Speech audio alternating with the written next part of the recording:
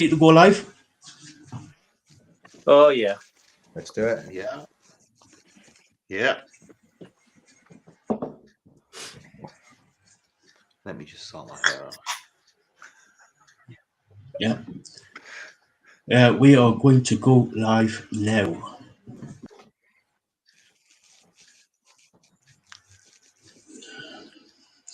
Hey guys, welcome to Project Metal Music's YouTube channel with your host Errol, and we are here with Play Dead.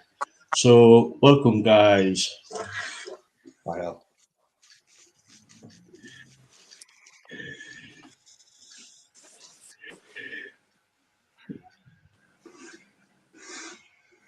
So guys,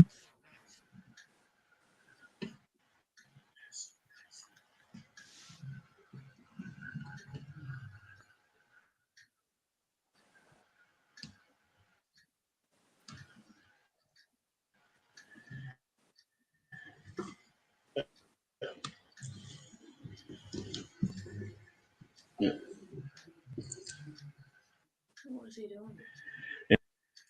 could you introduce yourselves? Roy, do you want to go first? You're on the top corner. Yeah, sure. Um, My name is Roy McCormack. I play guitar for Play Dead, and I do a lot of writing of the music, and I do the production, the recording side of the music. bear with us. Next up, Ian. I'm Ian. I play guitar and sometimes bass as well, and that's about it. I'm hoping to get a bit more involved with the songwriting though in the future. That's about it. Spoiler for everybody that you've been writing some really thick, juicy riffs recently. And I only write thick, juicy riffs. riffs. 3 C's. I'm Mr. Rochester. I'm the singer, vocalist. I can barely play an instrument, but I do try. Recently acquired a new guitar behind me, and I'm slowly learning how to play that. But no, I'm the front man, lyricist, sort of director, almost ideas. But Roy's the director, true genius, and Ian's just super talented. I'm just really pleased that Ian can't sing, otherwise I'd be out of a job because he can do everything else. He can play guitar, bass, drums, a lot. I can. I'm gonna start blushing. So yeah, together we are Play Dead. We are Play/Dead. Both play, and we do both. We do the play, the fun stuff. We play hard, and we. We will be one day. But no, I mean, about the bands, it's we do some quite dark music, I think, and we touch on some subjects some might find taboo or not your usual stuff you might sing songs about. But I think we need to find out we don't take it too seriously. There's a lot of satire. Yeah.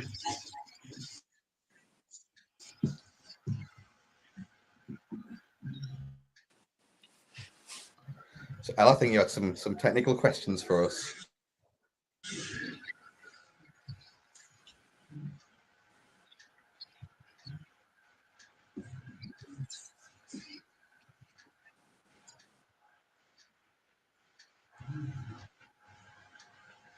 Yeah, cool. Yeah, so let's dive into some questions about tech. So, yeah, we have, yes. Who wants to start first? Roy? Yeah, sure. Do you want to go through guitar stuff? Oh, we've lost the host. The inmates are in the asylum now. Roy, I'm going to interview you live on Project Metal across the pond. I'm Mr. Rochester, your new host until El returns. So, Roy, you've got some nice shapes there on your back wall. Oh yeah. You want Start to off with this. some of your pieces, dude. Right. So this is probably one of my first guitars. It's a Westone Thunder, back from the 80s, early 1980s. This is made in Japan. Okay, I bought this. I must have been 18, 19, 20 or something like this. Well, actually, my mum bought it for me. But I've just had this for absolute years and years and years, and I've never ever got rid of it. It still works. It's still fine. It's still all in one piece. It's still in pretty good shape. I don't use it for recording anymore or for playing anymore, but I still use this. It's kind of like an SG sort of body shape. It is. Body. Yeah, so it's a mix between an SG and the kind of Brian May guitar at the bottom. Yeah, it was. If you hold it a bit more, the build quality on this is absolutely brilliant. Yeah, well, the Japanese guitars usually are. Yeah, it's like I say, it was one of the early Japanese models. I think the company Westone shipped out the making of the guitars elsewhere once they became really popular. But yeah, this is one of the first originals. You can still get these secondhand today, and they still go for a fairly good price. I think the body is like an ash body with walnut in between as well.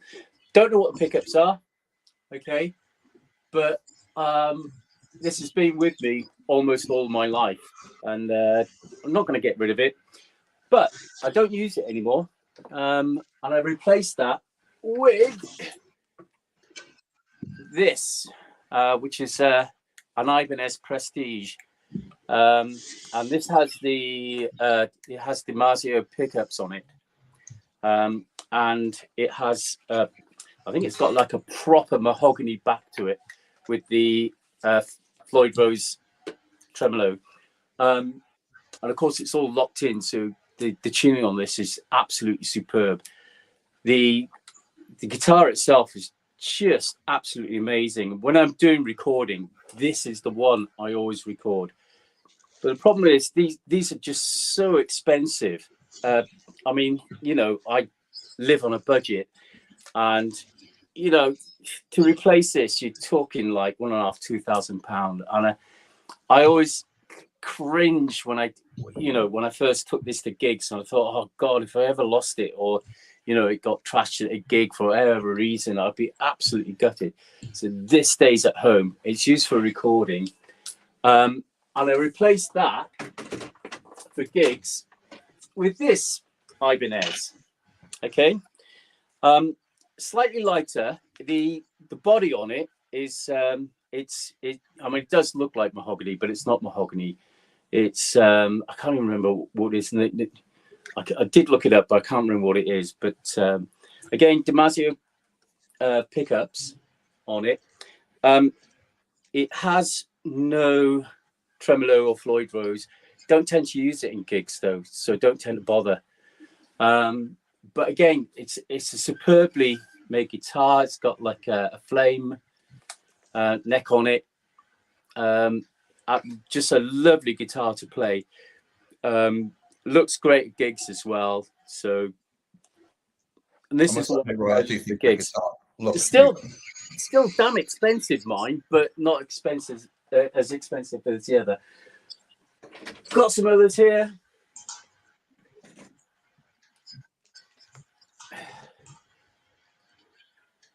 So go down. I think that they are the parts are put together in Canada, and then it's all the parts are made in Canada, and it's all put together in America. The pickups on it are go down pickups. It's quite a mellow guitar, not one I maybe use. I wouldn't use it for gigs, but for more mellower stuff, this is great. Okay, so Solidat, and on this it has like an acoustic pickup in the bridge, and for any acoustic stuff, this is the one I go to always. The acoustic pickups on this are absolutely superb. And it sounds absolutely lovely when you use them. Not that we use do a lot of that kind of stuff, but you know, it really is. I do use it occasionally in recordings that we do. But I got this, oh God, I don't know, 15, 20 years ago. I still use it. But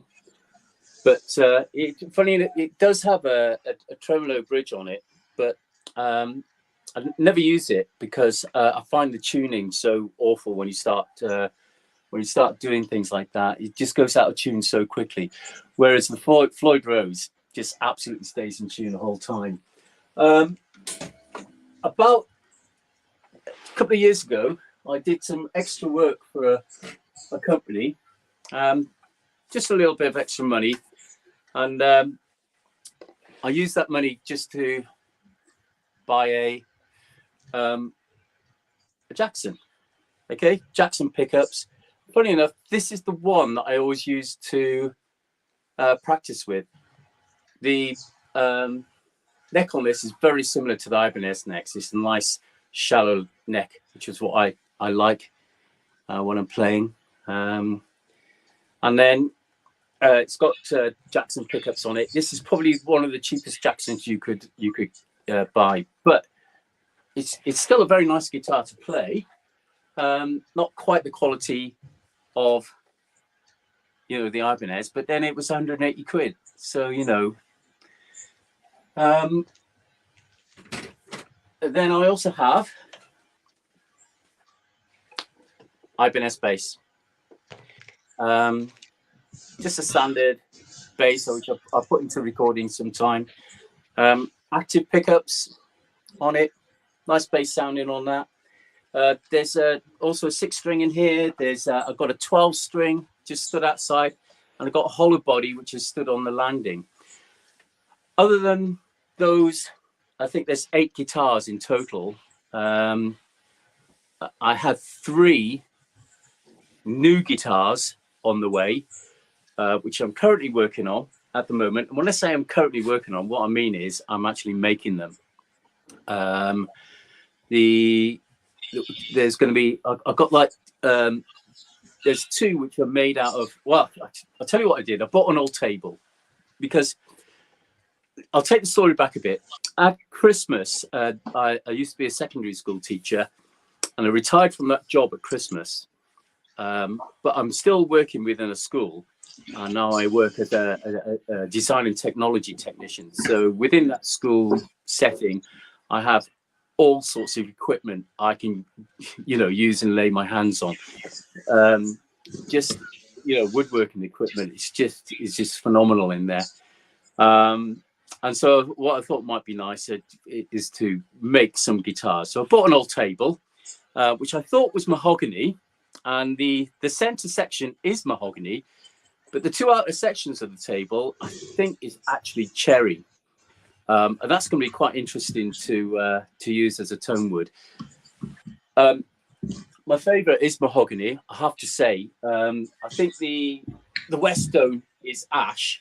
I think the Godin is maple, and I think the Jackson is poplar.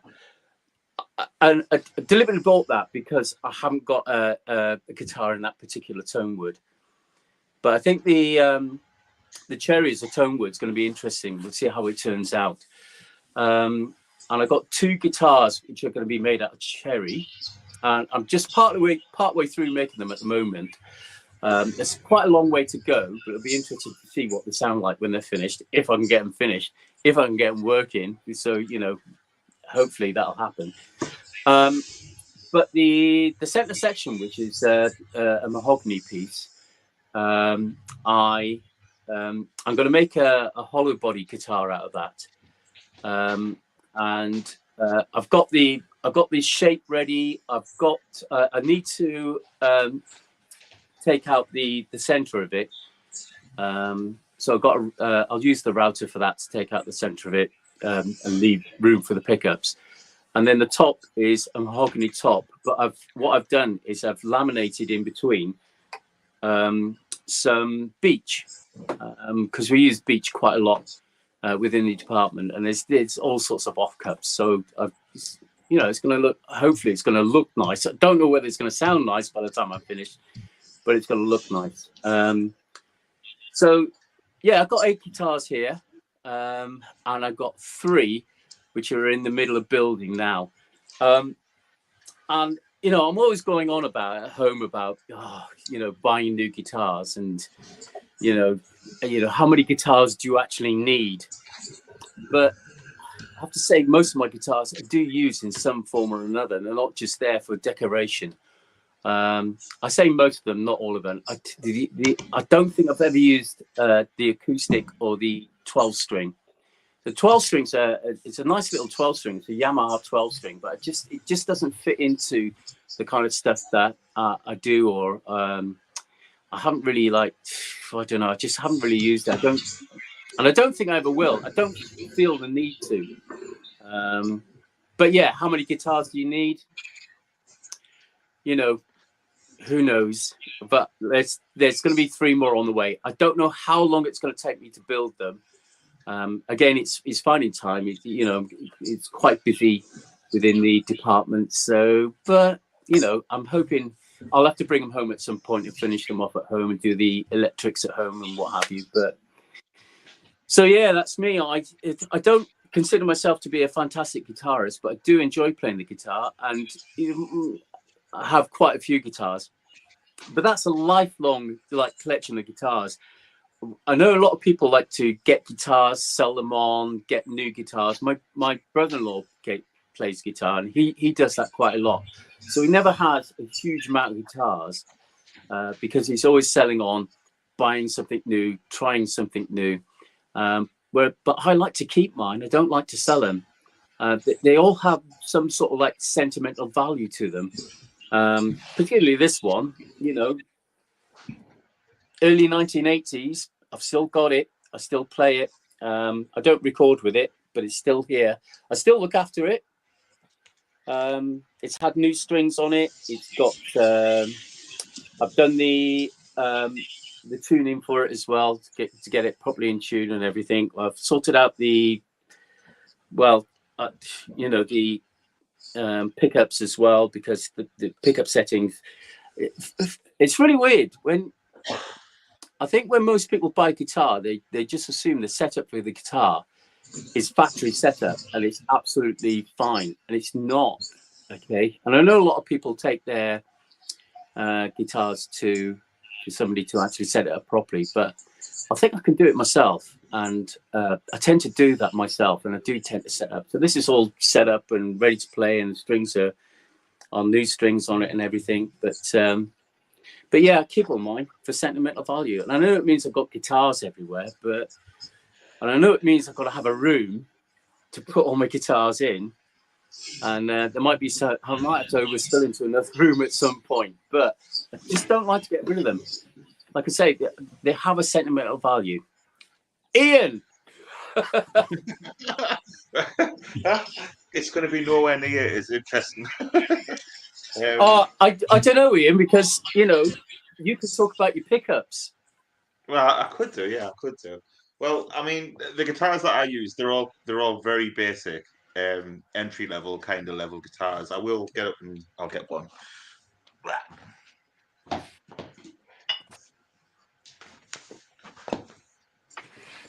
This is my main one that I would use probably for gigs and stuff. It's just an Ibanez Geo, the entry level range of Ibanez's. But I have upgraded this. I have put, Roy, the master, has put an EMG 81 in the bridge,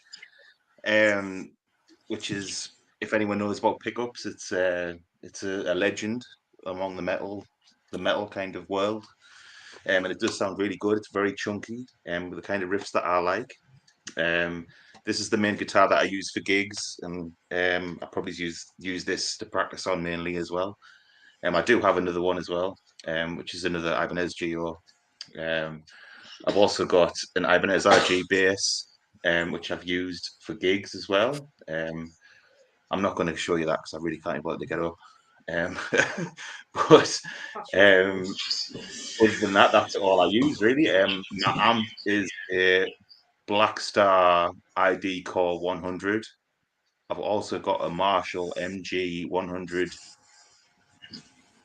DFX, I think it is. And that's everything. I will show you my new little toy though, because I can pick my. That's my new little toy there. My Roland TD07, which I'm hoping to record some new beats on, which I've just been working on over the last couple of days. And that's me, basically. So it's nowhere near as long and as exciting as Roy's. I don't have as many skill sets as Roy. Yeah. Yeah, I'll pass I that got on 20 to, years on you, though, Ian. Absolutely. You wouldn't think so, though. You wouldn't think so by looking at you, mate. You wouldn't think so. I'm going to pass it on to Mr. Rochester now. There you go. Like I said, I don't really play. I started learning when I was a teenager, and I didn't get much far past power chords, so I can play power chords. I'm not that much further past that as well. I think you're being modest. So for equipment, for me, it's just an SM58. Pretty much all I need. I've used cheaper microphones in the past, especially at the beginning of this iteration of the band, where we weren't sure how well received we'd be or not. So I bought a cheapy one from Amazon, and I use it for a gig or two. But other than that, industry standard SM58 wired microphone. I'd like to go wireless in the future, but with all things wireless, it's just something else to go wrong. And I always feel more comfortable if there's less things to go wrong on stage. If you can wire something in, I'd rather have it wired in. So there's all my equipment, an SM58. Yeah. However, Stuart, we also use recording, yes. So we have a decent mic for recording. So when we're recording, we don't use the SM58. We use this, which is the Audio Technica mic. I bought this, oh God, so many years ago, but it is an absolutely superb studio microphone, and probably a lot cheaper than the Rhodes. But yeah, we use this for all the vocal recordings that we do, and the quality of the what it picks up is just like amazing. Yeah, you wouldn't believe the difference. I remember when we went into lockdown and we were working on the second album. I tried to record at home using an SM58, and then was getting frustrated that it didn't sound very good. And you got me that microphone. I can't remember how we did the exchange, but I then used that, and it was night and day difference in the studio. Yeah, I think I also let you. I have a really cheap one as well, which. But honestly, I don't know this. The difference in quality between this and this is just. This is nothing compared to this. This is absolutely amazing, and I've been using this. I can't remember when I bought it. I think I must have bought it. Yeah, it must have been about 2001, 2002. So it's a good 20 years old. Just over 20 years old. I know that because actually this is the anniversary edition of it, where released in 2001.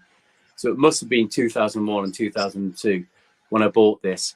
But yeah, even though, this looks very, very similar, apart from the color, yeah, this blows this out the water. You can't, if you're recording studio stuff, you can't, if you want to record quality, you got to get a quality mic, and this covers all bases. It really does. And there's lots of things we do to Stuart's voice once we finish recording, and we do mess it up quite a bit. But if you've got the original high quality recording, it doesn't matter what you do afterwards. You can always go back to the original. If you've got a really bad recording and you mess around with it, you're going to end up with a really bad recording. But absolutely superb microphone.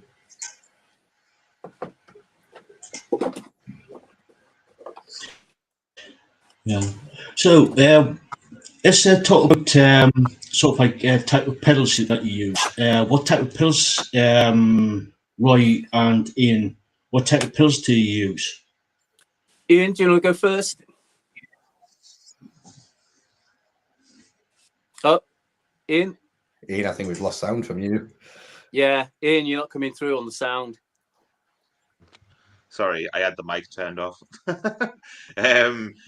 I'll start. Yeah, I'll get out the way quickly. I don't use any pedals whatsoever. I literally just use one distortion tone, which is a really thick distortion tone, heavy bass, low mids, and I just stick to that. And anything else, anything that I need to control, I just control with the volume of the guitar.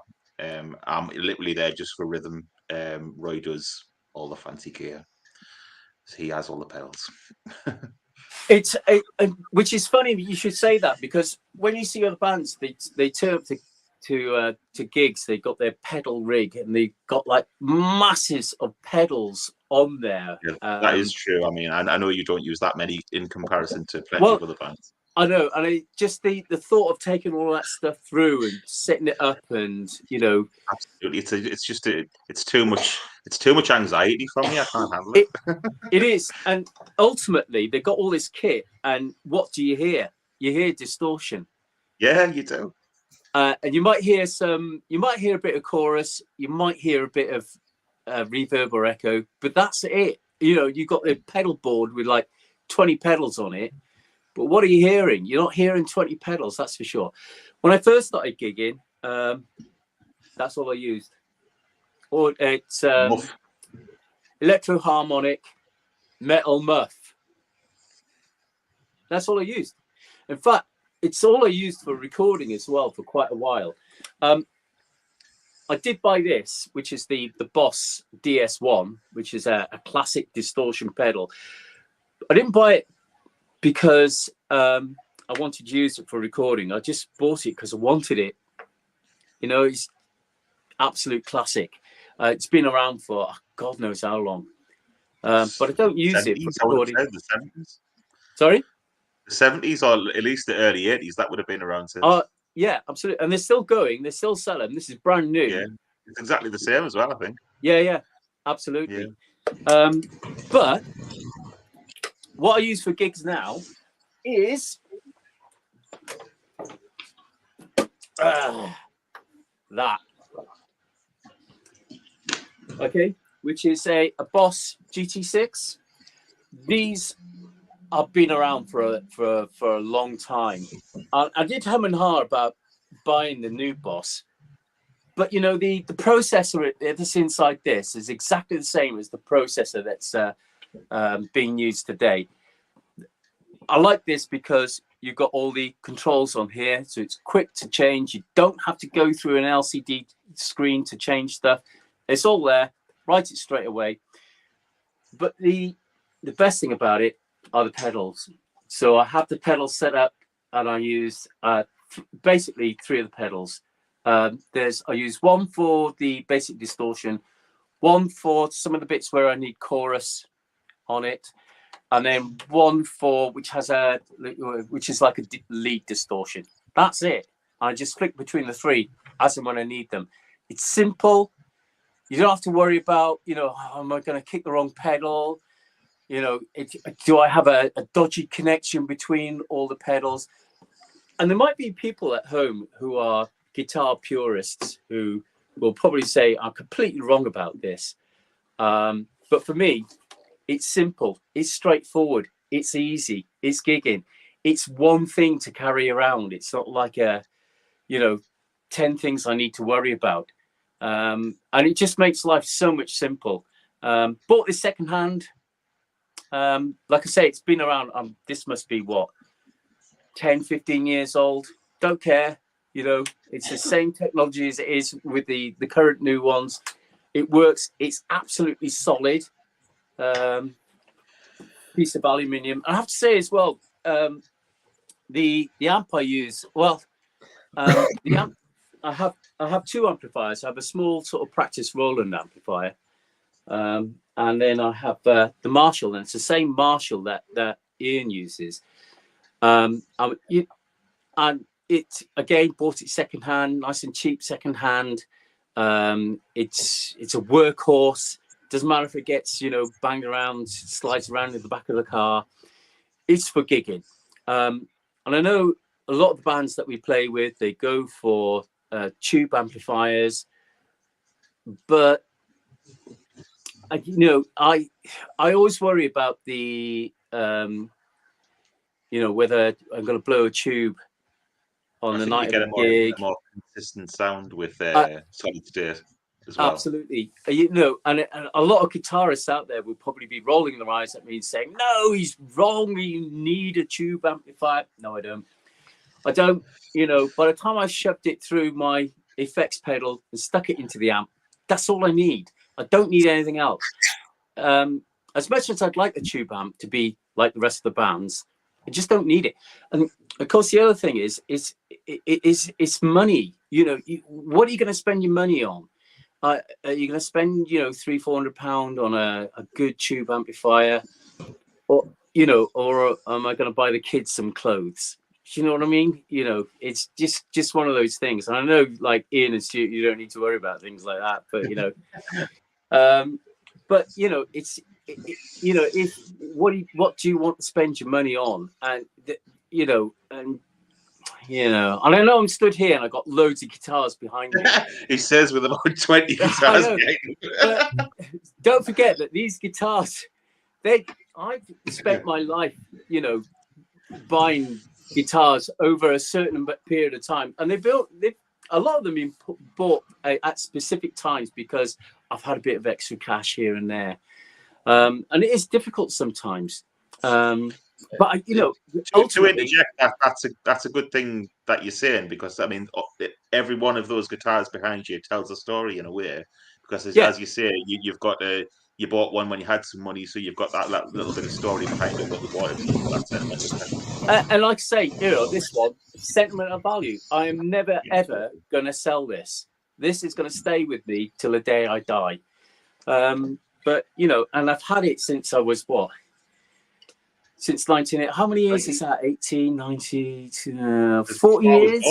It's before me and Stu were born. Yeah, it's older than us, Roy. Yeah. Oh yeah. Well, yeah. It is. I think most of my guitars are older than you two, aren't they? but yeah, it's what you spend your money on. You've got to spend it wisely. And my amp is a gigging amp. It gets thrown around, gets knocked around. It's if it dies at the end of the next gig, you can get another one of them for 90 quid. Absolutely, yeah. Exactly, yeah. And the build's solid anyway, so they're going to last for years and years. The one I've got's at least 20-year-old and it's still going strong. So I think mine is as well. Yeah, and I know a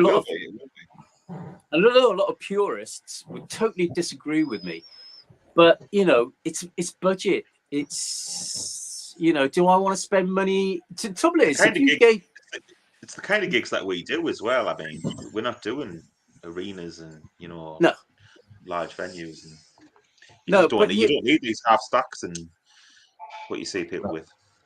Well, you say heavy. I know you say that, but travel light, play heavy. Yeah, absolutely.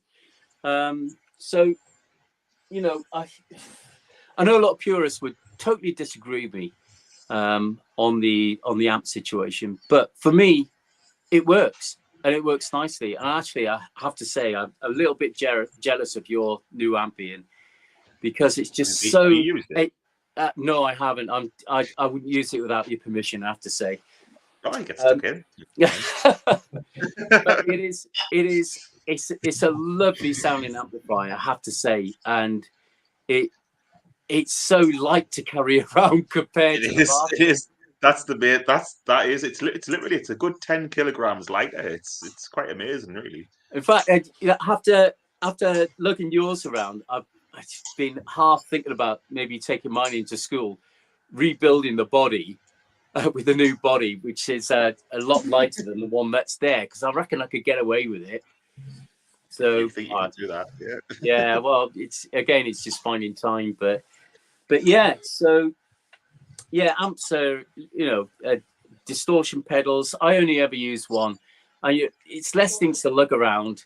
And actually, you know, even outside of gigs, even when I'm recording, I only ever use the one pedal. That's it. And the reason why I do that is because I know that ultimately a lot of the stuff that we write and we record, we're going to go out and gig there.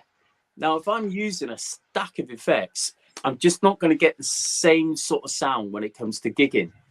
So I don't see the point in like doing that in a studio situation where then you can't take it out to play it live. And you know, we like to try and play as much as we can live.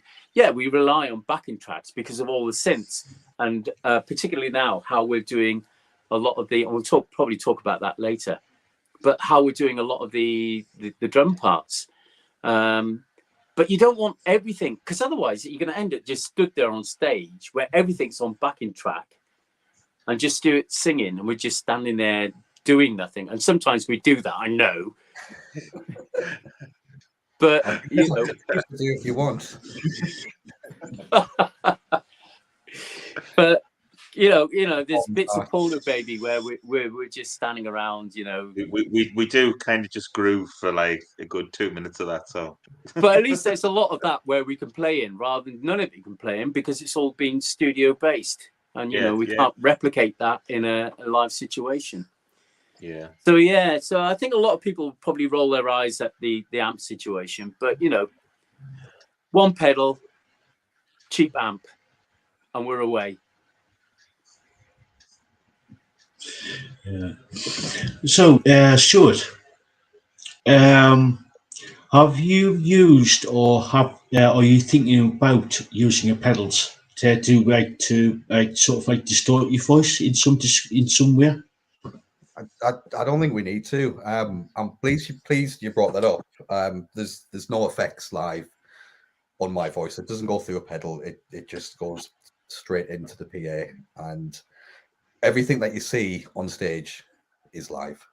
I mean, I'm not closed off to the idea if the right song comes along where it would thematically work. But it's not something that I'm keen to do because it's another thing to go wrong. It's another thing on stage to not work. And I don't think at the minute we need it. So the door's not shut to the idea, but it's not something I'm pursuing or kind of interested in it at the moment. Can I butt in at this point, Stuart? Yeah, sure. The other thing is that when we're recording Stuart's voice, the amount of effects that gets put on that is absolutely minimal. All we tend to do is I tend to put some compression on it so that it's easy to pull it out of the mix. And of course, when singers put some gain on, more gain. Yeah, when singers are singing, they it's not an even volume, so you know compression really helps when you're mixing later on.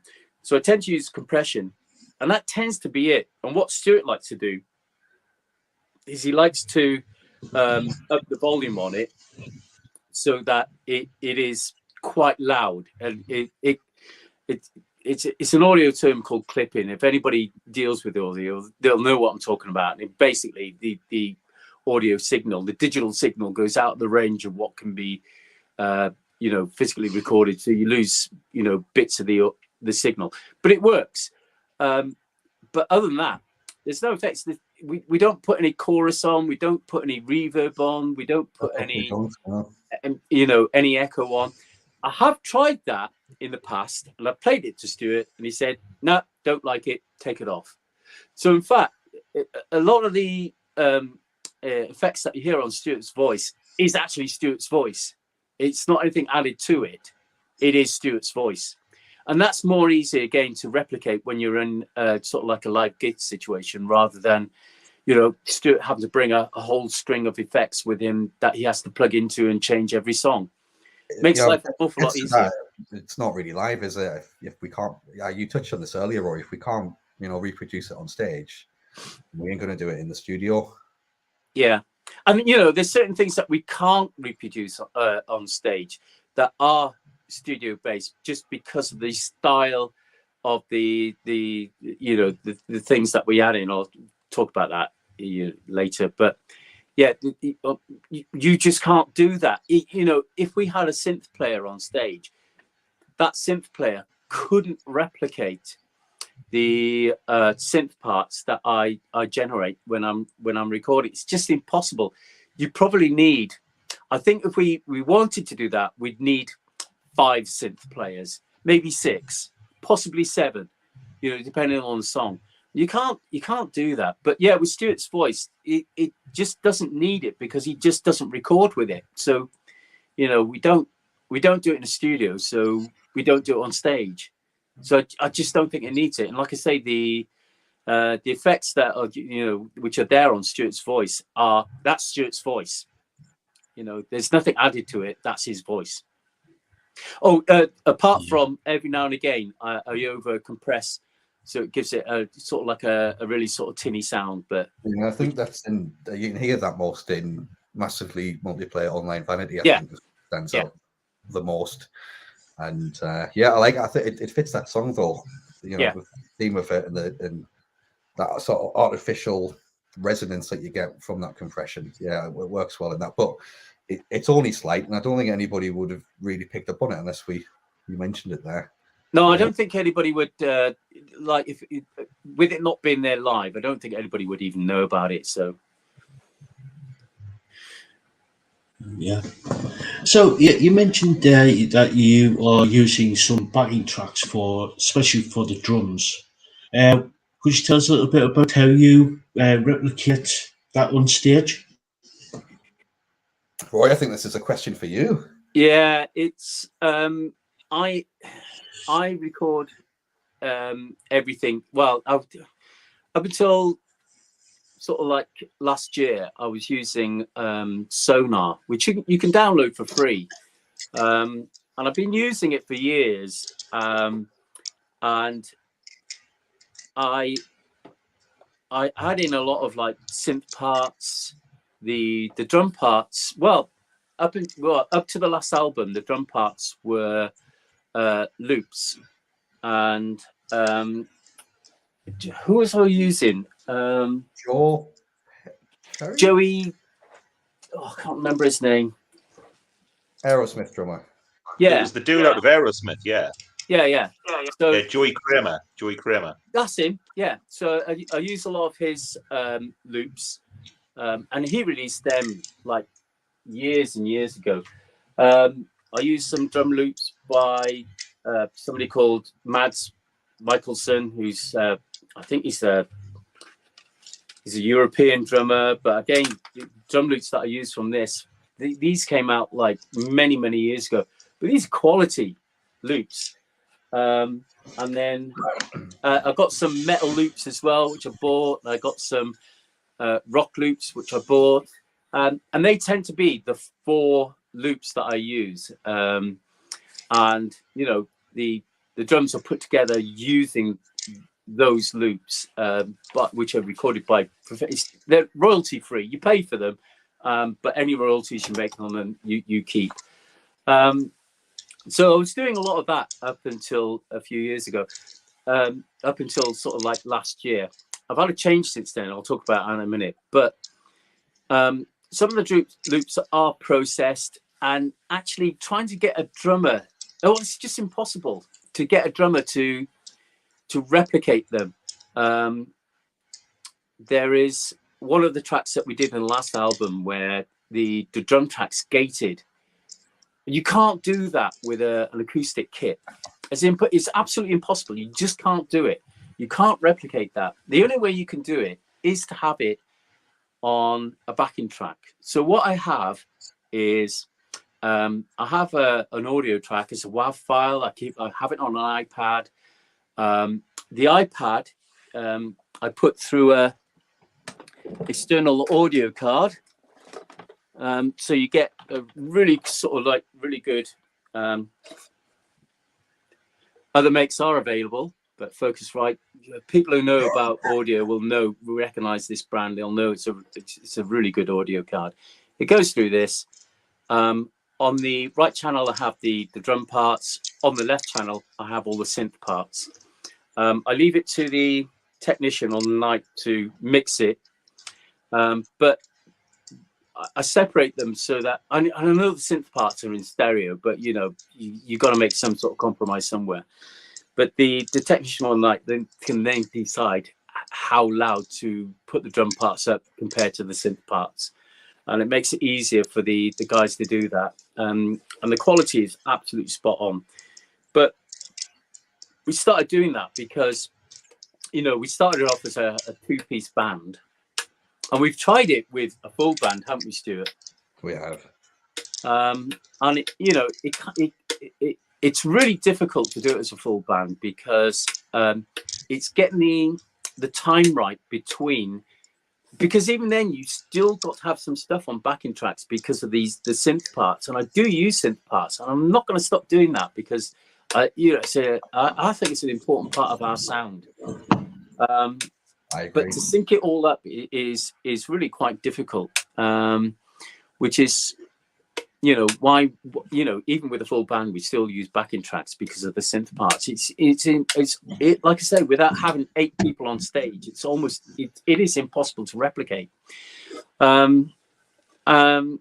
But yeah, so I have the synth parts on one channel, I have the drum parts on the other channel. I leave it to the sound technician on the night to mix it. I have to say the guys who do that on the night, they do a really good job of doing it. The last gig we played, where was it? The little rooms, was it? In Newcastle, is that right? Yeah. Little rooms, yeah. The guy who did that night, absolutely superb. You can't tell from stage, but front of stage, he did a absolutely cracking job of mixing it on the night. So it is really difficult to get the whole, it's impossible to get a whole live band. So you've got to have the backing tracks. So I have the synths on one channel, drums on another. I leave it to the technician on the night. Yeah, or generally the audio technicians, most of the time, know exactly what they're doing. We have had the occasional gig. Well, I can think of one off the top of my head where the audio guy had absolutely no idea what he was doing. Well, I think it was. But yeah, so it works for us. And again, I think some bands would be out there saying, "Oh, you can't play to a backing track." But how many bands out there do that? And I tell you what, there's an awful lot of bands who do. They still have that. I would say a good 90% of famous bands, even regardless of them actually having prominent synths, will use backing tracks in some way. Yeah, it's so prominent in the industry, especially in heavy music. Especially, it's so prominent. We're not trying to hide ours though.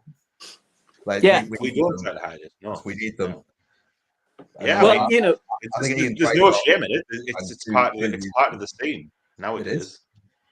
But it's if you look at the sort of like the general sort of like pop industry, and you look at some of the really sort of like popular groups out there, not the kind of thing that we listen to or that we'd want to watch, but if you actually look at them, you can either dance or you can sing, but you can't do both. So when you've got these bands on stage, girl bands, boy bands, mixed bands, and they're all over the place dancing with these fantastic dance routines, they won't be singing. Okay, because you can't do both. You can sing or you can dance, but you can't sing and dance. Not the kind of routines that they're doing. So, I do either of them, let alone two. Seen them. But yeah, the newer stuff that we're doing, I think Stuart and Ian said it must have been about a year or so ago. And they said, why are we using loops? Why are we using like real drum loops? Why don't we just use proper synth drums. Yeah, I love the sound. I mean, although I've just bought an electric kit, the sounds that I prefer from the electric kit are the synthy kind of sounds, like the 808, the 909, is it? Then the Electrum, which is the Roland kind of Simmons. I think it's the Simmons 85 kind of clone. Yeah. It's the most basic sound electric kit. It's the kind of stuff that I recorded today that I sent you guys. It's the most basic sound electric kit, but I think it really works with the kind of industrial kind of music that we're doing, especially when you're wanting to when we're using backing tracks for the live drum. Yeah, and they have a point. You got to ask the question. Drum loops are brilliant, and I have to say that some of the loops I have, the quality of the playing is superb. Yeah, I mean, you're going to get stuff from, as you say, from pro players. Yeah, but the question is, do we need to use them? What's wrong with using completely synthesized drum parts? And I love the sound of that stuff. I mean, there's nothing wrong with that. Yeah, and I grew up with all that. Obviously, Yeah, totally. If I could get a set of those hexagonal Simmons drums, I'd be playing them on stage. Yeah, but and for me, what happened, El, was last September. I just started back at work, and I came down with COVID, and it wasn't horrendously bad, but it kind of like took me out for a couple of weeks. And in those 2 weeks, I really just experimented with sounds, because normally I don't have that time to just sit there and play around and do that. And I really started just sort of like experimenting. And when I'm recording guitar, I always record 2 guitars, one in the left ear, this is my right ear, one in the left ear, one in my right ear. But I use 2 different distortions. And what I find is that really sort of like fattens up the sound of the guitar parts. Yeah, it thickens it right up. If you use the same distortion, there's just no point. You got the same distortion, left and right ear. Yeah, you got the slight difference in playing between the 2. But if you use 2 different distortions, and I know people say, well, distortion's distortion. It's not. You can have it. It's kind of, I don't know how to describe it, but you definitely need 2 distortions to create that kind of wall of sound for the left and right channel. Yeah, and it can't be exactly the same. Yeah, can't be duplicate of the same thing. It's a trick I learned, a long time ago. But 2 distortions, it really does beef up the sound when you're on the rhythm parts. But the question is, now that we're dealing with synthesized drum parts, why can't you do that with drum parts?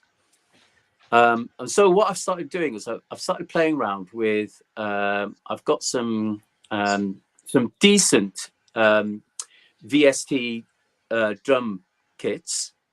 VST, by the way, is like El. Do you know what VST is? Yeah. I don't. No, that's fine. VST is electronic computer synthesizer. So, like, I have like proper synthesizer. I have one really decent synthesizer, which is a Roland synthesizer, which I've had for many years. I still got it. I still keep it. Never use it because I use VST now. VSTs are like the computerized version of that. Okay, so they sample it, they make it look like the original synthesizer. You got the original sounds, but it's on your computer rather than having a piece of hardware. Yeah. Well, I got some VST drums, and I have all sorts of VST instruments, and people who record music will know exactly what I'm talking about. But what I've started doing is playing around with layering up drum parts. And actually having 2 different drum parts, same drum rhythm, but played on two different parts is, that's a very common industry thing. The Yeah, whole recording an electric kit and an acoustic kit and mixing it together.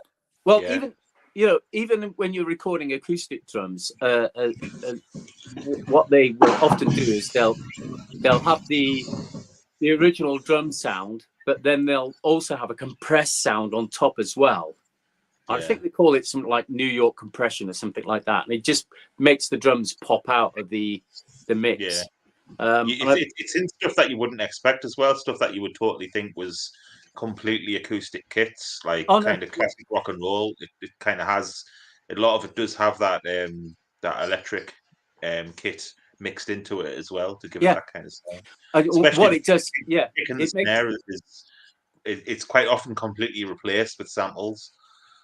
So even in stuff that you completely wouldn't expect. But it does make it pop out the mix. It gives you that consistent sound. It does. If you want a specific snare hit to sound exactly the same every single time, the only way to do that is to fake it or to have it on an electric kit. Yeah. But it's nothing new. But it's been around since the 80s, the early 80s even. I would say. Well, what I've been doing is I've been using my the drum kit on my computer, the electronic drum kit, the VST drum kit. But then I've been also you've got your Yamaha kit, haven't you? I have, but I don't tend to use that because I'm rubbish at playing the drums. That's just. Can you not use the sounds from the module? I can do, yeah. But I think that's going to be your job, Ian. I think I'm not sure about the modules, but I think the module that I've got might have more varied sounds. I'm not sure. But we need to talk. We are going to talk about this, Ian, believe it or not. I mean, this is more behind the scenes kind of stuff. What I'd like to do is, so we're going off track here a bit, El, but and maybe this should be a discussion for tomorrow in rehearsal. But what I'd like to do, Ian, is I'd like to record your drum parts as a MIDI file, and I'll sort all that out. Don't worry. But just to get that sort of like live feel to it. Yeah, I mean, the stuff I was sending you today was all just one take. It's not messed about with that drum track's not messed about with. It's all 100% one take. It's literally not touched at all. Even the guitar track as well. But El, what I have been doing is taking the VST drum parts, but then also I've been using a synthesizer, which again it's quite an old synthesizer. It's a VST synthesizer. It's been around for a long time. It's called Nexus, but the sounds on it are absolutely for what we do are superb. They're quite dirty sounds on them. They have like a sort of like a gritty sort of like synthesized sound to them, but they have on some of the effects they have like a it's almost like a techno bass part to it, which is like pounding through. Mix them together, you have a drum kit, but in the background you have this boom, boom, boom, boom going through as well. The overall sound is just like, it's just phenomenal. It's just really just like having those two drum parts together just really takes the drums to a completely different level. So having a drummer in the band, it would be great.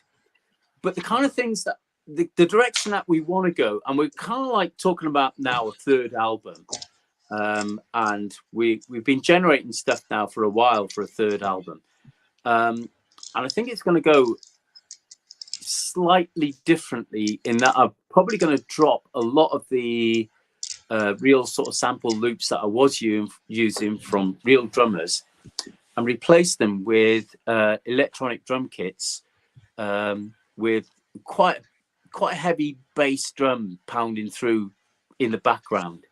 Not to the point where it's taken over the mix, but it just beefs the whole thing up. So, and and how do you replicate that on stage? Ultimately, you can't. And I do use a lot of synth parts. I'll tell you what I've also started doing as well, is I've started layering in the guitar solo parts. I'm not a shredder by any means, but I tend to write melodic guitar solo parts. And because I tend to write melodic guitar solo parts, that's easy then to replicate on synth as well. So mixing in the synth on top of that. So in fact, what you've got ultimately are 2 drum parts. You've got 2 guitar parts. Okay, that's taken over by me and Ian. But then you've got solo parts, which is used with a synth part. I got synth bass going in the background. I got other synth parts coming in. And then quite often I have a counter melody coming in on top of that on another synth part. Trying to replicate that with a band, it's not going to happen ever. So you've got to have the backing tracks. And yeah, we play all the guitar parts live. Stuart sings live. There's you, but all that stuff, all that technology, without having a stage of 15 people, ain't gonna happen. 15 people are capable of doing it, and they want to join. Yeah, that ain't gonna happen either. With their own synths and their own amplifiers, and the sound technician pulling his hair out because he doesn't know where he's going to plug them in. But yeah, it's just you can't do it. As much as it would be brilliant to look superb on stage, but you can't do it. And besides which, a lot of the places where we play don't have stages big enough. Can you imagine doing that in the little rooms? You know how much room I like. No stage is ever big enough. Oh yeah. Oh, and that's the other thing. And that's after we normally take the house drum kit away because we don't need it, or push it to one side. So I think we've talked a lot about technical stuff, but I think you need to talk about stage presence. What do you want to know? Well, come on, we've seen bands where the singer will be there, microphone in hand, okay, and there they are on stage, mic in hand, and that's it. Let's talk about you, Stuart. Oh man, I mean, music. You've got to feel it. I just couldn't imagine performing a song that I'd been involved in crafting, one that I would have predominantly wrote the lyrics for, if not with you as well, Roy. But something that we would have crafted, and not be into it. I mean, the stuff that we do songs about is quite, it's quite passionate stuff. I'd say our first album was there's a lot of love songs in the first album. I'd say there's also a lot of angsty, sort of bitter, angry songs as well. And you can't sing about these core emotional subjects without feeling them. And I think when people see music or listen to music, it takes you somewhere that no other medium can in its own way. And when you see it live, you want to see that those emotions, those songs represented in performance. So it's not when we are doing the songs, it's not a performance as in a dance routine or anything that I've sort of pre-composed before doing the song. I just go where the song takes me, and the more fun I'm having on stage, the more kinetic, shall we say, the performance will get. So if I'm having a good time because I'll be moving around and pulling shapes and kinetic energy, pretending that I am a real rock star. It's phenomenal. You are a real rock star. It's your name. That was my nickname at College L when me and Ian met all those years ago. But all my favorite performers and artists put on a show, and it doesn't necessarily that's what it's about. It doesn't matter whether you're famous or not. It's about being the putting on a show, or being that rock star. You know what I mean? It's like it doesn't matter if it's only cringe when people say it is.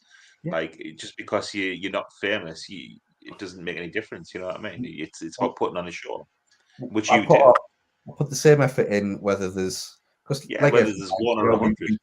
We've played gigs where there's been 5 people, and then we've played gigs where there's been 400, and you'll get the same, you'll get the same performance and same effort from me. A lot of the performers and artists that inspired me and made me want to go, I think I'd enjoy doing that, are artists who do perform and do get sort of, for lack of a better term, get stuck into the music. And it's not, these aren't all necessarily alternative like rock metal artists. I think the stuff, I haven't got Spotify. I've been using Apple Music, and I got the same as everybody else at the end of last year, your top artists.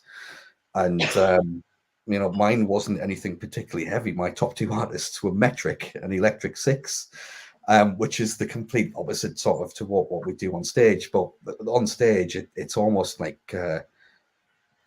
it's cathartic for me. It's a release. These songs are about genuine feelings or things that I can sing passionately about. There's a lot of satire in our music. It's not always to be taken literally.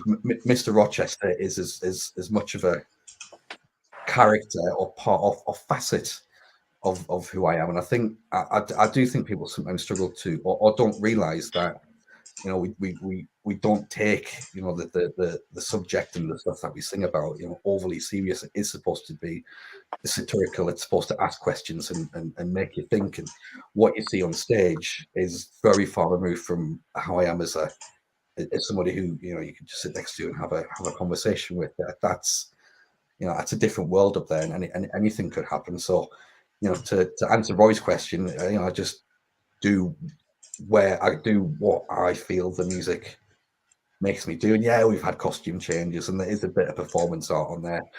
Maybe I shouldn't have pulled that gun out on the last gig. Who knows? I didn't get arrested though. Which is, I'll tell you a little story. We were having a rehearsal the other week, and we do this song called Suicide Rock and Roll. And Stuart goes, do you think it'd be okay during the gig? Because Stuart does airsoft, and he goes, do you think it'd be okay in the gig if I just pull my gun out? And he pulls out this chuffing great big revolver. And I thought, this is going to go 2 ways. Either it's going to be like tongue-in-cheek, or we're going to get arrested. The blue lights. And we were like, yeah, go on, do it. Don't worry, Roy, I've got a bigger gun for the next one. Fucking bazooka. But Right here, you want to see it? Yes, I do want to see it. God, here we go. It's one of the many. It's the arsenal of Mr. Rochester. It's an airsoft weapon before anyone calls the police. I do have a license. I thought we'd use this one instead. A sawn-off shotgun. It's like a fucking. It's like a Doom shotgun.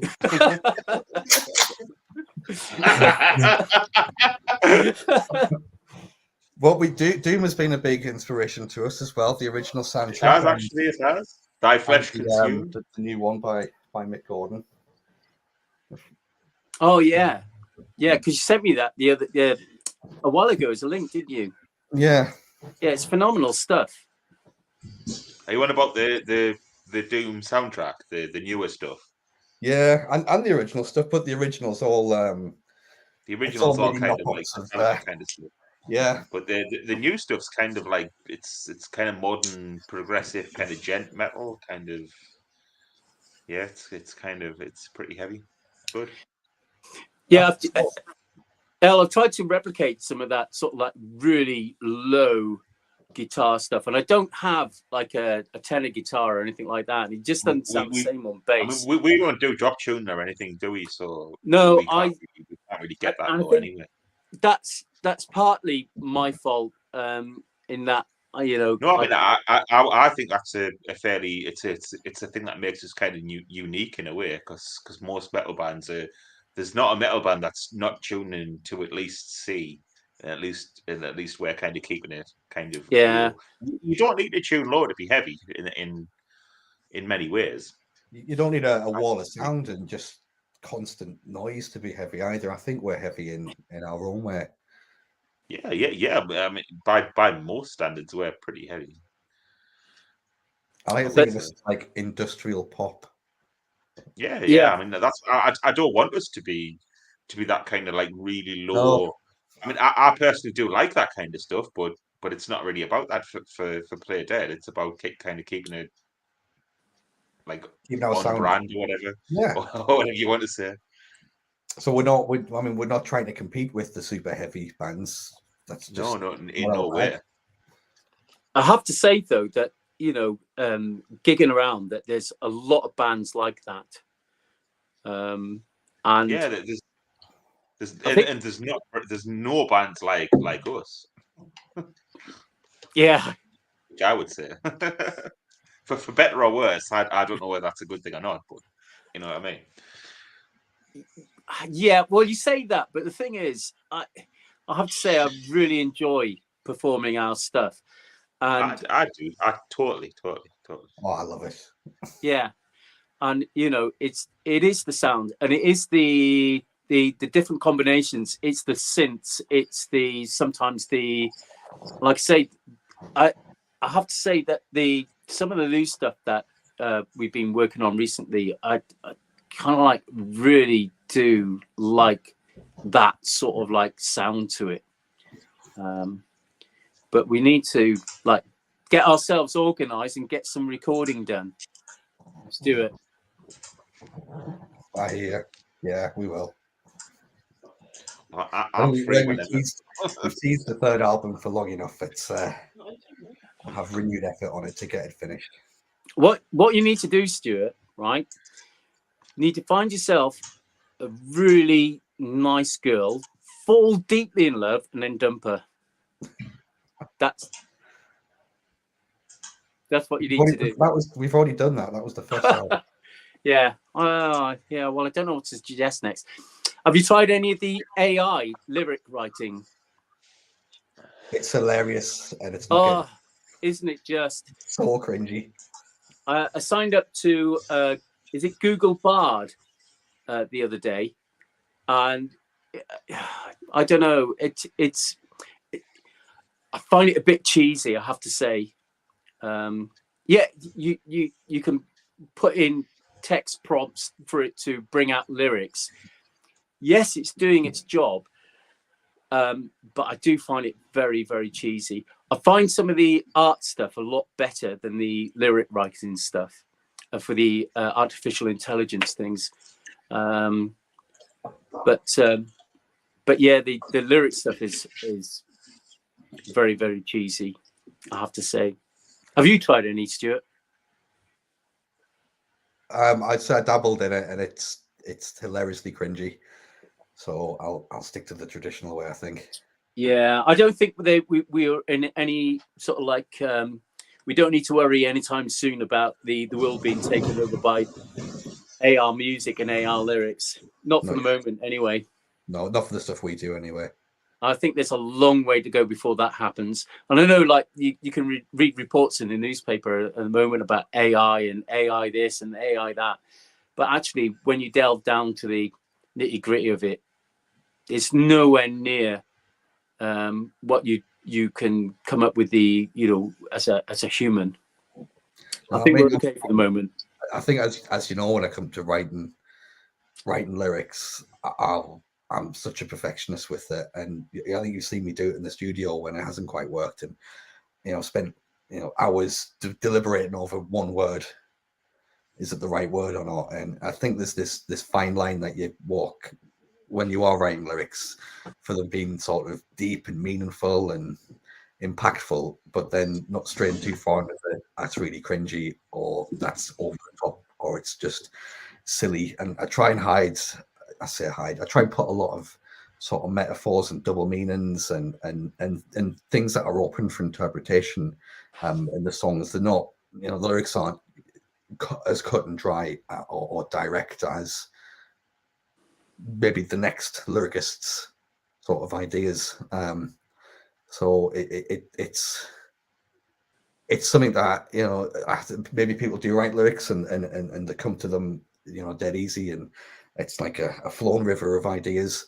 But for me, it's something where I've got to sit down and really think it through and craft the song. The lyrics don't. Some lyrics may come straight away, dead easy, and I go, that's it, I've got it. But instead of building sort of everything else around it, and I think we talked about this before, I always got the performance element in the back of my mind. So when I listen to music, it not only does it conjure up feelings and emotions and take you somewhere, I kind of visualize it as well. So I'm thinking of that. If I'm saying this, what do I mean? How am I going to be able to, how will that come across live, and so on and so forth. Yeah, and I think I'm probably the opposite to you. I'm cheap. But quite a number of years ago, I WhatsApped Stuart and said, "Oh, I'm going to write a song, and I'm going to call it Porno Baby." And Stuart was like, "Oh, is this like a take on, so like," and he came out with this really sort of deep meaning about, this, about the industry and this, that, and the other. I said, no, it's just about a bloke who's obsessed with pornography. I think which was essentially the first iteration of the song, but the lyrics have been tweaked since Roy wrote it, and the song has taken on greater meaning than that. And I think that's arguably everybody's, or many people's, sort of favorite track of ours. That's the one where I've been to alternative nights and whatever, and that song being played, which has been excellent. So yeah, write more joke songs than that, Roy. I'm cheap. But you find me another band who has a 6-minute long song about having a wank.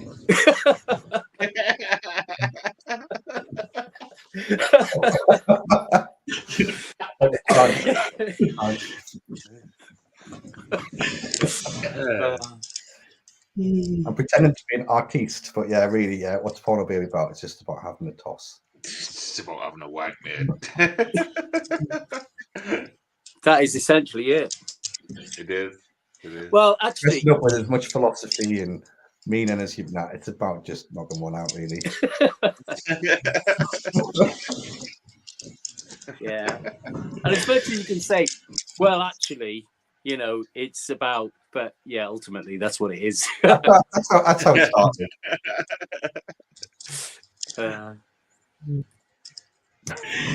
Yeah, we've got a question come through.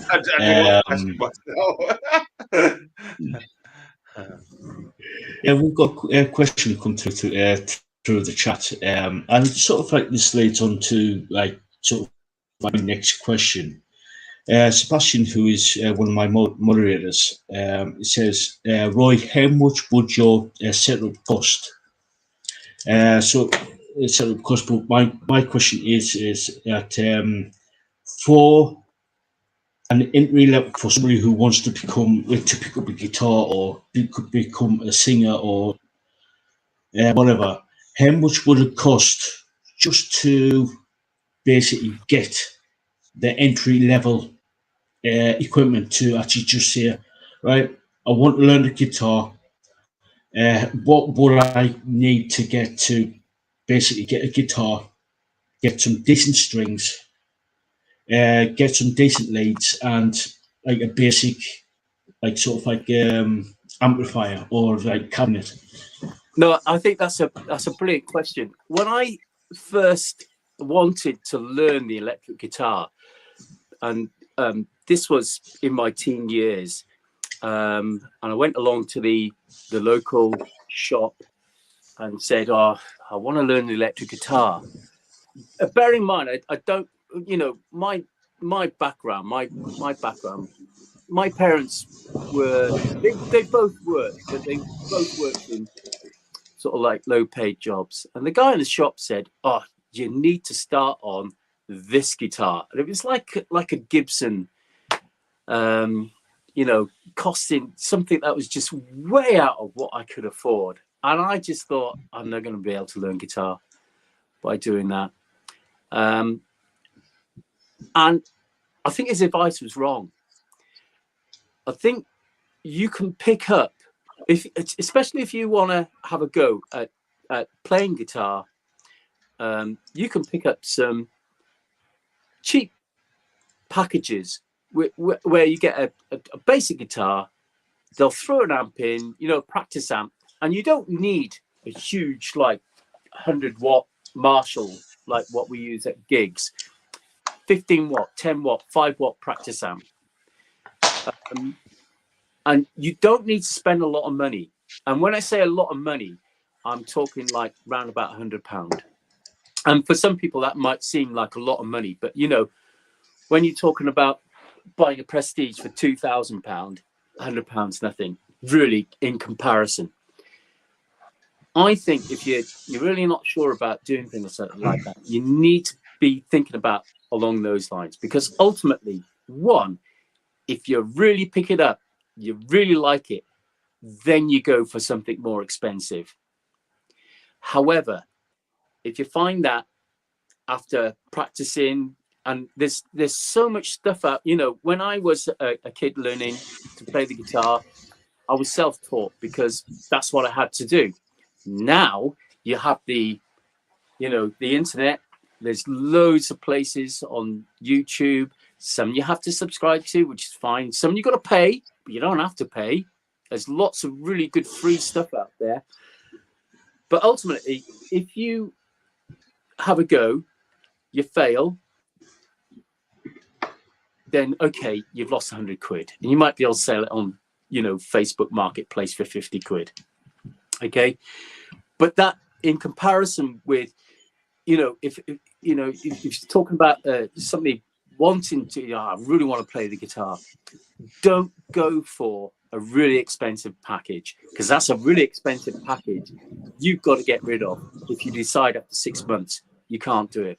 I mean, from my own experience, there's lots of cheap stuff out, and you know, really, this is my second guitar, which I got when I was 18. And this was an expensive outlay for my parents.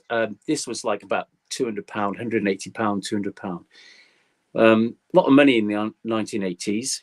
My mum was really good about it, and you know, I really appreciate the fact that, you know, she picked this up for me and got it for me. But I did have a really cheap electric guitar before that, which, you know, I learned on, and I spent hours and hours and hours learning to play on it. So I think the advice of go for a really good, get yourself a Gibson, spend $2,000 on a Gibson, get yourself a tube amp with, you know, 4 speakers in it, you know, with a cab here. No, don't do that. Get yourself something nice and cheap, something that you can learn on. If you feel you're making progress, you want something better, then you dip into the more expensive stuff. And really, the sky's the limit, because I belong to some guitar making forums on Facebook, and you know, there's guys on there making phenomenal stuff, but it's all hand built. It's all it looks brilliant, but you're going to pay for that, and you're going to pay a lot more than what I paid for my Ibanez Prestige. So yeah, start off cheap, and then, you know, if you don't gel with it, because not everybody's going to be, you know, a superb guitarist. If you don't gel with it, what have you lost? You can sell it on for a few quid. You haven't lost much. But if you do gel with it, then you can think about going more up market, if that's what you want to do. And I know I'm surrounded by guitars here, but this is like, you know, a lifetime's worth of guitar collection.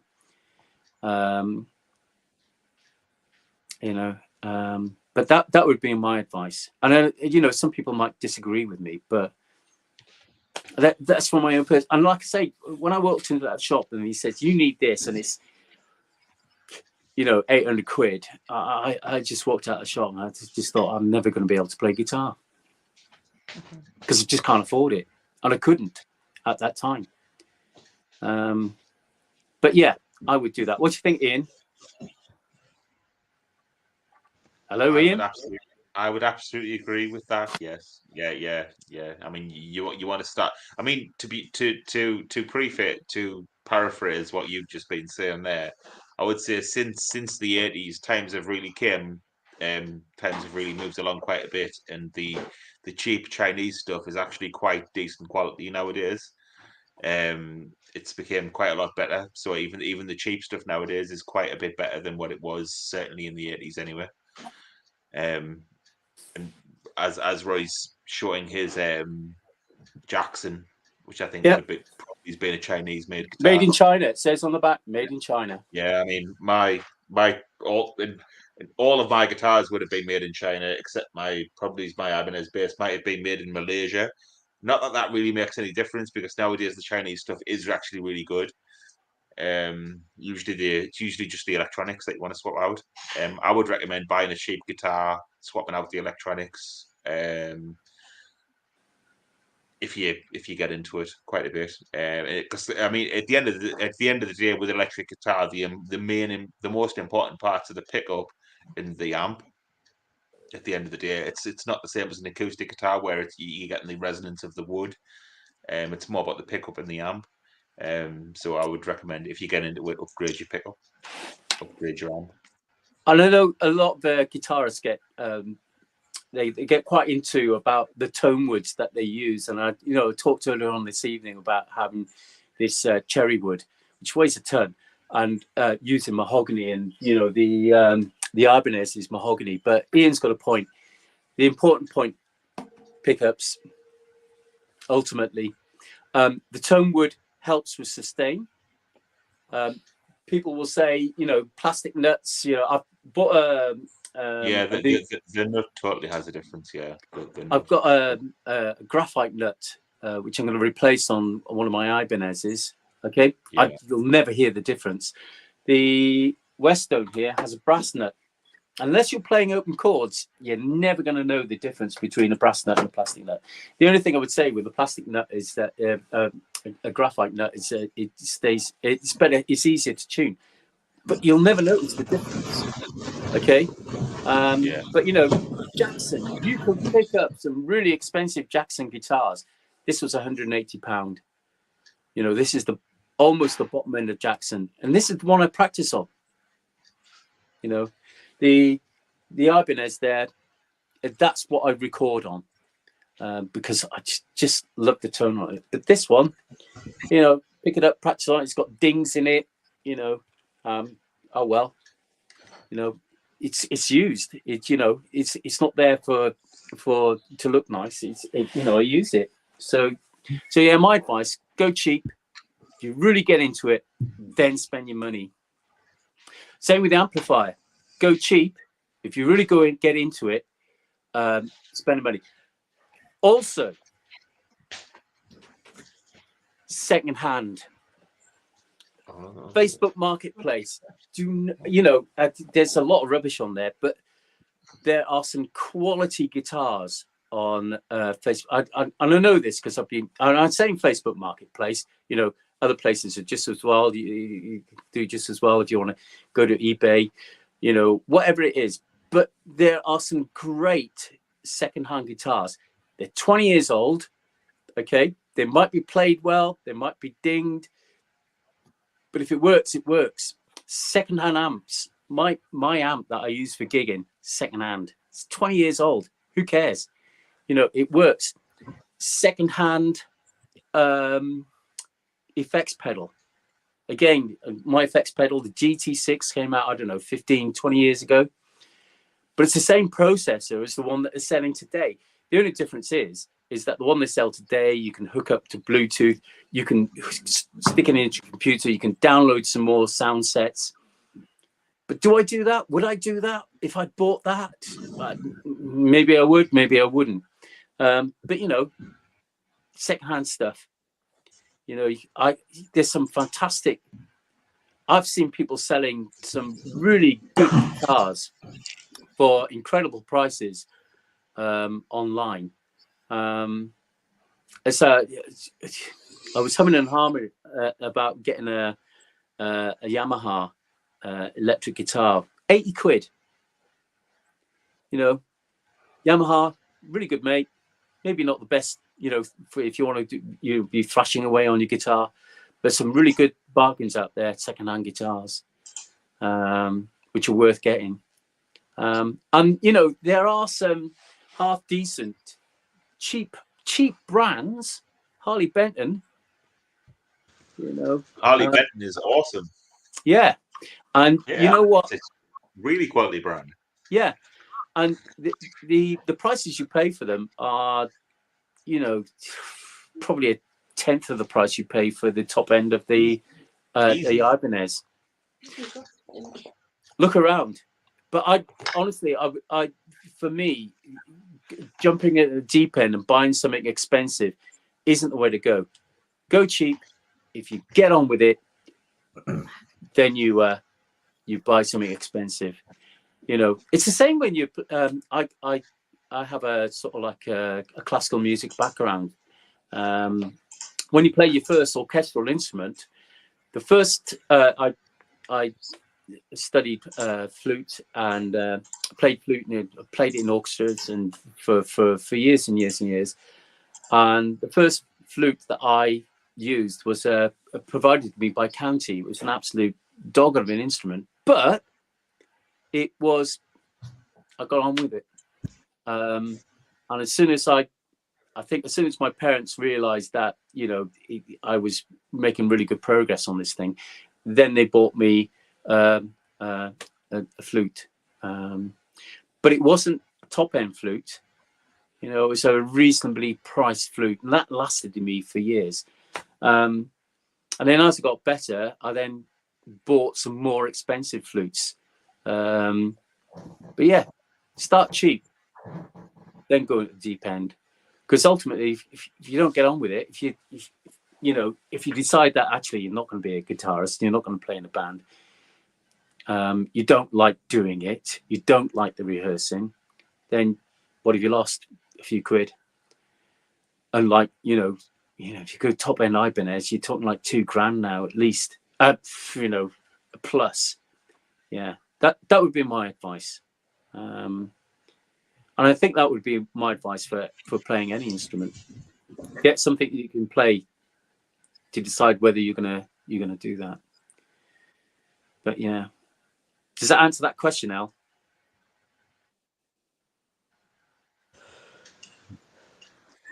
Yeah, it does. Yes. So it's probably the same question to you, Stuart, about microphones. I think I've already touched on this. SM58. If you've got the money, I'm not even sure they are now. 100 odd quid maybe for a wired one.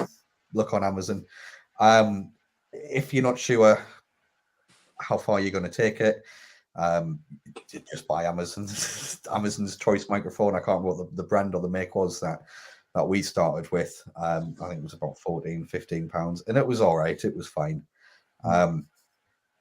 But yeah, I think, you know, there's a reason I think or a lot of live singers use an SM58 microphone. Is they're reliable, they're a workhorse, they can take a beating. You know, you kind of get what you pay for, really. I suppose the opposite might be true compared to what you know, with what Roy said. They'll, you know, if you look after it, they'll retain the value. If it's not for you, if you don't like singing or you want to give it up, then, you know, there'll be somebody who will no doubt take the SM58 off your hands for not much less than what you paid for. So yeah, it's up to you. If you've got the SM58 money lying around, get one. If not, just get another one off Amazon. You know, mic's a mic. If you're going to sing, a lot of venues tend to sort of have their own. If you're really stuck, that's it for me. Microphones aren't as exciting as guitars, I'm afraid. I I will say though, if you're going to record, you need a decent studio mic. If you're really serious about it, I mean, if you're just going to record just for fun at home, whatever. Yeah. But if you want to take it serious, get a decent studio mic. Yeah. Oh, and then the other thing is headphones. I use a pair of Bluetooth Sony headphones. These were about £100. But if you're going to take your recording seriously, you need a decent set of headphones. Now I have other headphones which are 20, 30 quid, which I use on occasions. But when I come to sort of like mixing and really getting into it, the response on these are phenomenal. From really low to really high. I think they go up to about 20,000 hertz. Now I can't hear up to 20,000 hertz. I can hear up to about 12,000 hertz. Young people can hear up to about 20,000 hertz. But funny enough, even though I can't hear that, those really extreme, I mean, instruments don't play up there, but the harmonics will. Even though I can't hear up to those extreme levels, I can tell a pair of headphones that don't have that range. Even though I can't hear that range, if you're really into recording, get yourself a decent set of studio headphones as well. If you're not, any old headphones will do. Literally any old headphones. And that's the difference between just doing something because you enjoy it and doing something because you want to get it exactly right. I just about going back to instruments, Al, I just bought a couple of new things recently. I bought a electronic drum kit, not as good as Ian's, but I spent 80 quid on it. And I just bought after Christmas, I bought a Clavinova, which is a electronic piano, for my own amusement. Clavinova is now well over £1,000. Got it secondhand, on Facebook Marketplace for a couple of hundred quid. So, for me, that's all I need. I don't need £2,000 worth of electric piano. Couple of £100 worth of secondhand piano will absolutely do me for the rest of my life. So you don't need to spend the cash. And Stuart, you'll agree with this on this one. We've known people that have spent an awful lot of money on equipment that they can't use. Yeah. I think this is true with any sort of technology or skill, be it an instrument or a camera, buying a top of the range guitar, top of the range stack of amps, the best leads and strings and in-ear systems and all this sort of rubbish doesn't make you any better at playing that instrument. The same as buying a £5,000 SLR camera doesn't instantly make you a great photographer. Start small, work your way up. Yeah, don't think more expensive is automatically better, because it's not. Yeah, I'd say all my strings are bog standard Ernie Ball 10s. That's what I like. I've always used the same all the way through my life. Ernie Ball 10s. Do me. There might be a lot of purists out there who really, but for me, so because I can't tell the difference. I'll be honest with you. When I'm playing the guitar, other than a heavier string will dig into my fingers more, I can't tell the difference. So if I can't tell the difference, what's the point in spending more than that? The only thing I like decent leads. I have some leads down here. These were like, what are they? I can't remember what they're called, but these are like Planet Waves. These are like, I don't know, 20, 25 quid a lead, but they just last for like ever. Ian, I think these are Fenders. but they take punishment, you know. But you know, cheap leads, they don't last long. Spend 25 quid and you'll have it for like, you know, donkey's years. I think some of these leads I've got in my box down here, I've had for like 20 years. But and they're a bit expensive. But for me, guitar strings, Ernie Ball 10s, I don't know. Because like I say, I can't tell the difference. If I can't tell the difference, what's the point of spending money on it? You know, I can tell the difference between the guitars when I'm playing them. I can tell the difference in quality of sound between them all, which is why the Prestige is my absolute favorite. This is why I won't take it to gigs, because it is just my absolute baby. But it's very close, I have to say. But yeah. But you know, what you want to do? You know, I like playing the piano, but I don't want to buy I don't want to spend $2,000 on a brand new Clavinova.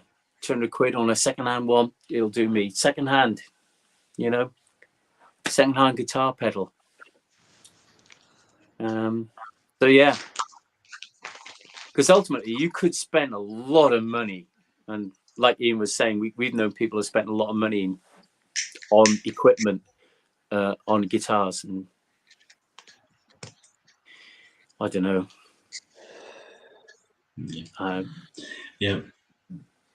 Yeah, sound advice. By if you're going to be starting out, whether it be a drummer or a guitarist or a singer, get the cheapest. Get the sort of like start cheap, and if you like it, start working up to like the start spending some money. If you really start to enjoy it. Yeah. So guys, we start with we're going to start wrapping up there. So this is probably going to be my last question. Where can people find you on social media so people can actually go check you guys out? Find us on Facebook. Search for Play Dead. You will find us. I'm sure you'll link to it as well when you upload this. We are on Instagram, Play Dead UK, all one word. We are on all of the streaming services, so on Apple Music, Spotify, Deezer, whatever else. We were originally called Play Dead, all one word, and we found that there's a million other bands called Play Dead as well. We just got lost in the swamp with all the others, and people struggled to find our first album. So that's why we put the slash in, because we thought, well, we did some research and nobody is Play/Dead. It's still Play Dead. We just typing it different. So we re-uploaded all the music to the various streaming sites with that name and convention, and a lot of them just changed it back to normal Play Dead anyway and ignored the slash, so it didn't really help. But we are on there. You may just have to search for Play Dead and then either the title of the track that you're looking for, or one of our two albums. We've got two full 10-track studio albums released. The first one, if you search for it, you will find it. It's called Suicide Rock and Roll. And the second album, which we released only last year, is called Subliminal Messages. So we are there. You just need to look. I think that's it, really. Cool. So, guys, thank you so much for coming on and doing this Tech Talk. It's been absolutely interesting going through all the different gear that you have. It's been an absolute pleasure. Anytime, Al. We're always happy to come and have a chat with you. Absolutely. Likewise, yeah. Totally. Anytime. I love talking geek. Yeah. We can tell, right? It's all good. I mean, I love to hear the geek.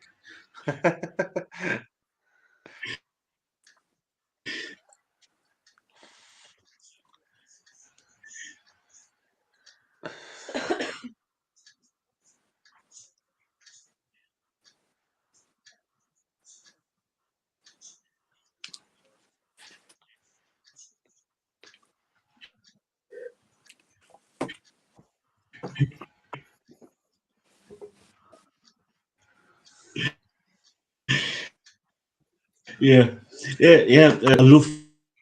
Well, this is one of the reasons why I've got you guys on, because with some of the gears on stage, last time I saw you, I was like thinking, oh, this band, they